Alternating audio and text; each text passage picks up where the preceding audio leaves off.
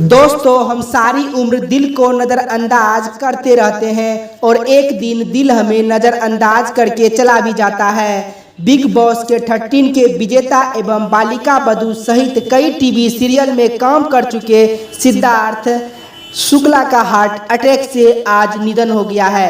TV जगत के मशहूर एक्टर सिद्धार्थ शुक्ला का हार्ट अटैक से निधन हो गया है। दोस्तों, अब बात यह है कि सिद्धार्थ शुक्ला की मौत से हर कोई परेशान है, हैरान है कि आखिरकार बॉलीवुड में इतने कम उम्र में हार्ट अटैक से ही मौत कैसे होते हैं। दोस्तों, बता दूं कि इसकी जानकारी अभी भी पूरी तरह से नहीं आई है। मुंबई पुलिस इसकी खोजबीन में है कि आखिर सिद्धार्थ शुक्ला का मौत कैसे हुआ है। फिलहाल अभी हार्ट अटैक से इनकी मौत हुई है। दोस्तों, मैं आशा करता हूं कि ईश्वर से कि हे ईश्वर उनके आत्मा को शांति प्रदान करे।